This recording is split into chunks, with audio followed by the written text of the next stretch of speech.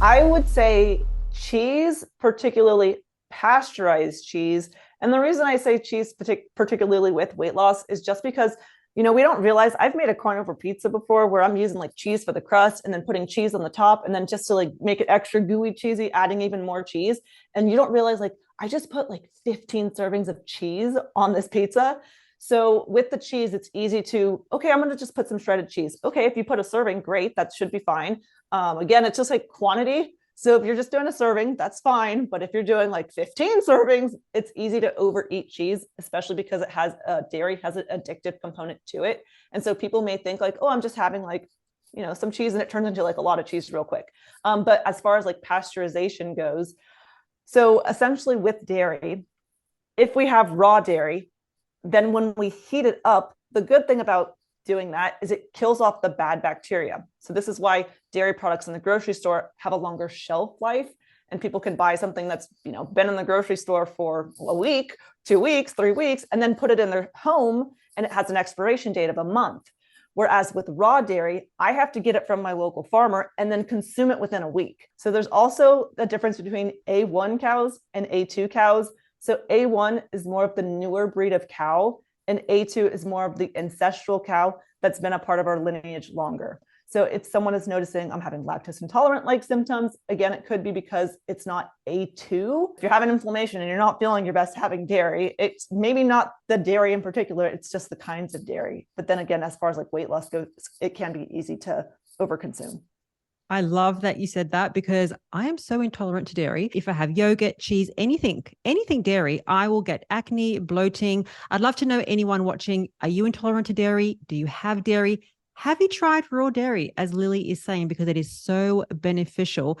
But I know that another controversial thing, along with the pasteurized cheese, is milk, because people love their milk. So is it the same deal with milk? I'm sure it is, but I'll ask you anyway. Yes. I was actually told I was lactose intolerant. So my whole life, I did not drink milk. I did not have cheese. I actually don't really love the taste of cheese. So I don't usually have too much cheese just because of like mouth pleasure. I don't enjoy cheese that much. But again, when I tried having raw dairy for the first time, and even like the A2, it could, I know in the US it can be harder to find raw dairy, but if even the A2 and it's not raw can still be easier to digest, or looking out for sheep's and goat's cheese, because all of those should be A2.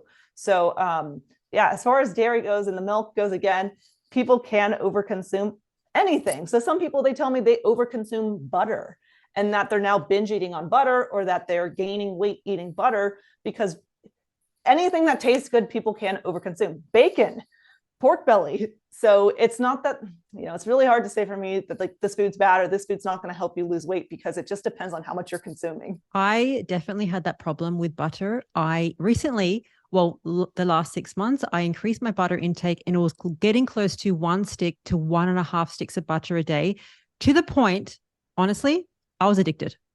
I was not even hungry and going to the fridge and just getting that sliver of butter. I thought, oh, it's carnivore. Oh, it's really high fat. It's good for my sugar addiction. It's great. And then I found that as I was addicted to sugar previously, I was getting addicted to butter. So that's a change that I made with my diet, which is to have less butter. I'm still having my fatty latte. I'm still having a bit. I know there's some other processed meats that we shouldn't be eating. What are those? There's salami, there's pepperoni. Those are processed meats. Now, everything is processed. So it's like ground beef is processed. And it's not that people, again, shouldn't be eating them. It's just dependent. Like I have people who seriously, if they have something that has extra seasonings or extra cornstarch or whatever they put inside these processed meats, they will have more arthritic pain. They will have more digestive issues from just a small amount. Now, for myself, I can eat pepperoni and salami and I will be okay. I was intimidated the first time I was walking around the grocery store with my husband, and he would pick up the ingredients label and read it. And I was like, what are you looking for? This is years ago. I was like, what is on that ingredients that you are putting it back and saying, no, I don't want to eat that? It just kind of starts with going to the grocery store, turning over the ingredients, and then seeing, okay, it says celery powder. Do I have a problem with celery powder? I personally don't, but somebody else may have arthritic pain. I think about Michaela Peterson. She, certain things are going to cause her to not feel her best. So I'm not trying to say like, if you, Rena, have salami, then you're not going to thrive. You may thrive on salami, but other people, they just have to be more mindful of that. I'm so glad that you said that because it's not a one size fits all. And I did an interview with Dr. Ken Berry, and he was saying, look, if you can just afford the hot dogs, the processed meats, go ahead. The spam. I know people that have spam Oh and they yeah. do so great on it. But then you have some people that don't do so great on it. So, differentiating what works well for you, what doesn't work well for you is so important. The same way that we have different ways of doing carnivore, high fat carnivore, high protein carnivore, protein sparing modified carnivore. It's a bit mind boggling. So all these like different trends that we have. Raw carnivore. Raw. Oh, what is this raw meat carnivore? Yeah, and then there's modified carnivore, lazy carnivore, dirty carnivore, hyper carnivore, lion diet carnivore, dairy carnivore. I'm like, I don't even know what a carnivore diet is anymore, because people will say like, oh, I'm eating carnivore. I'm like, so like I will make YouTube videos where I'm like, okay, I'm not showing any plant foods. I'm not even putting seasonings. I'm not even like, people drink coffee or have tea or something. Like, I'm not showing any plants. And they're like, you're still not doing carnivore right because you're having dairy. Or Really? you're still not doing carnivore right because you're not eating your meat raw. And I'm like, oh, because you had Oh, bacon. I'm like, what? wow. So it can Well, be confusing. Just eat the meat that makes you feel the best.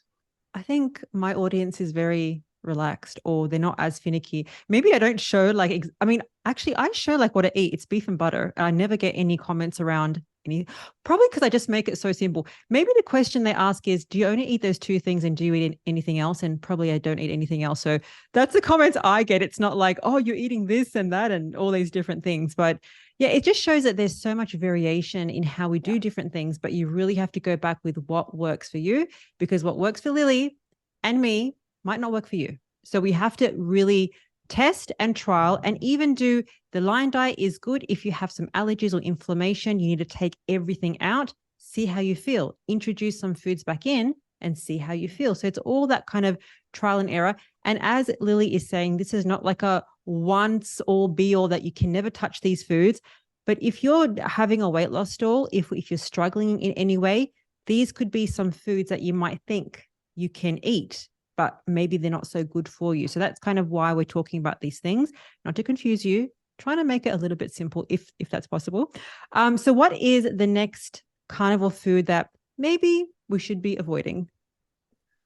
I eat chicken, but I don't eat rotisserie chicken. And think that I think if someone buys a rotisserie chicken, I would just take the skin off because I would mainly be most concerned with the skin. And I love chicken skins. They're a great source of fat, but particularly like in the grocery store here in the US with rotisserie chickens, like I just went to the grocery store the other day and read off the ingredients: potato starch, dextrose. There's just so many added ingredients to, I think, the outsides. I don't think they're putting it inside the chicken. So as long as someone's taking off the chicken skins, then I think it should be okay. But for the most part, just always goes back to those ingredients because they sneak them in there. You're like, oh, I'm just buying meat. I'm just buying beef jerky. Okay, well, they're putting stuff in that.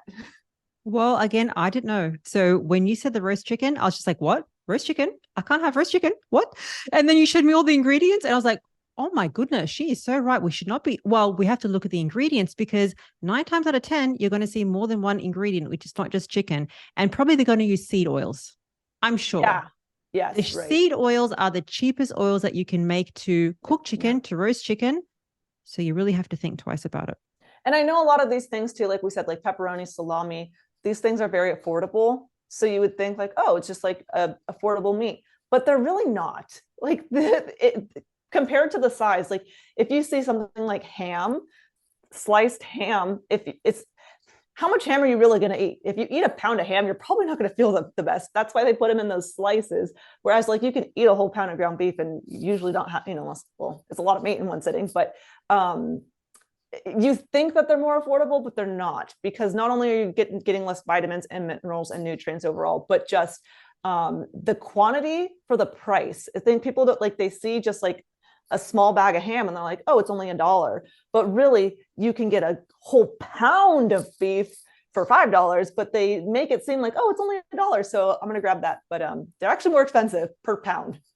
So how would you recommend people to compare different things, ham versus beef? What do you look at to see which is a better value? Well, something that people could use is an app called Chronometer. On Chronometer, it will not only show the micronutrients, but it'll also show the macronutrients. So that's a huge indicator when you can see, wait, I'm paying $2 for chicken and I'm getting 100 calories, 10 grams of fat, and 20 grams of protein. And then the beef, I'm paying $5, but I'm getting 600 calories and 40 grams of fat. It's just like the numbers you can see right there.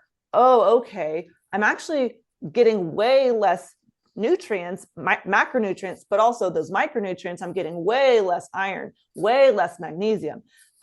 So I would go on Chronometer, I would say is probably the first thing. Obviously, when you're at the grocery store, you can't really see that, but I know in my Costco, they will actually show the price per pound. So if you're looking at the price and it says $29.99 for beef, and you're like, wow, that's a lot of money. But then it'll say per pound, it's like $4 per pound. Whereas you go to the chicken and the chicken says it's $10. And you're like, so that's way less money. But then it says the price per pound is $6. And you're like, oh, sneaky, sneaky. It's very, very sneaky. And another tip is, even prior to going to the grocery store, make a list of what you want to buy and look at those micronutrients and macronutrients previously to know what are the most nutrient dense foods that I want to buy.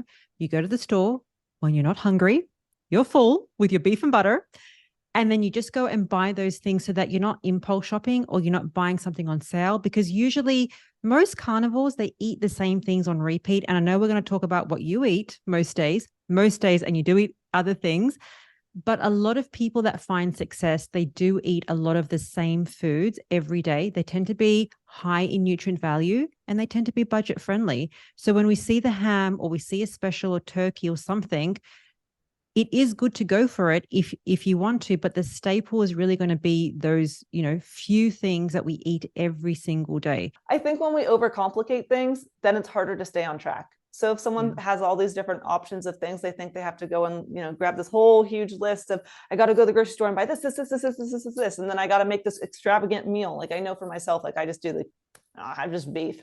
But then I think, oh, people want to have YouTube videos where they see me eat something other than beef. So now I'm going to make this pie, this pizza, this carnivore, this, that, and the other. And nobody ends up liking it or like being interested in that kind of video because people don't want to overcomplicate it. They don't have the time. They just want to be able to make their food, enjoy the rest of their day, make it for a family. And so like we think like, oh, people want to have like the quiche or something. So you have to show them different kinds of recipes, but they're like, no, just tell me eggs, got it. Beef, got it. I totally agree. What is the next food that we should not maybe be avoiding on the carnivore lifestyle?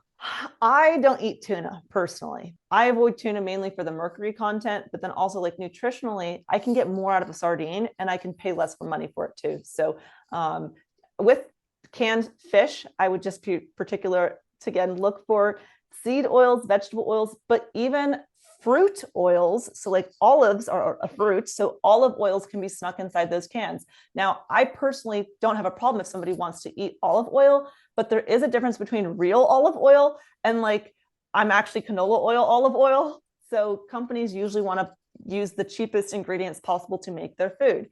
So I personally was eating sardines in olive oil. I didn't think much of it, but I always had diarrhea after I'd eat them. And then later, I just ended up buying the same brand of sardines in water, and then the diarrhea went away. So there's a stat out there that I think some over 80% of avocado and olive oils are actually rancid, and they may even have canola or vegetable oils in them.